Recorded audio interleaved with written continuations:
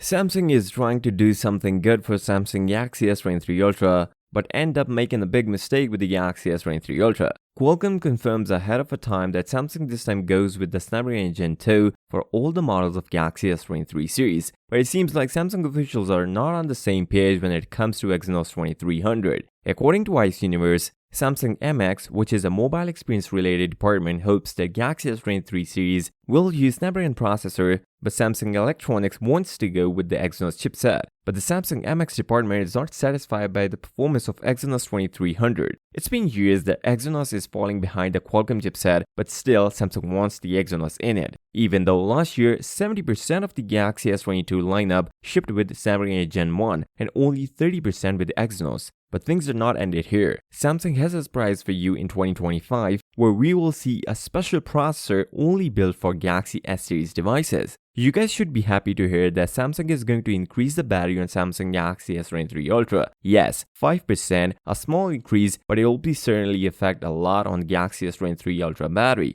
And also, a vanilla Galaxy S23 will also get a 5% battery increase, but there is no news regarding the Galaxy S23 Plus. As I said in my previous videos, Samsung will use a new stacking technology for the Galaxy S23 Ultra, which means this is why we are getting a 5% increase with the same size as Galaxy S22 Ultra. Previous rumors were suggesting we may get the same 5000 mAh battery, but it seems like Samsung is listening to the consumers and increased the battery on the Galaxy S23 Ultra. With this, Qualcomm is also doing a great job optimizing the next Snapdragon Gen 2 to give a better power consumption, and also a news from Korea that Qualcomm is going big with the numbers on Snapdragon Gen 2, where we will see a 3.5 GHz peak figures from Snapdragon Gen 2 compared to the 3.2 on last generation Snapdragon 8 Plus Gen 1. And one big surprise where we might see Snapdragon Gen 2 will be the new A16 Bionic chipset in GPU performance. As per reports, Qualcomm is going to use Adreno 740 in Snapdragon Gen 2. Qualcomm is going to launch Snapdragon Gen 2 on November 15, and OnePlus will be among the first phone to get the Snapdragon Gen 2 processor.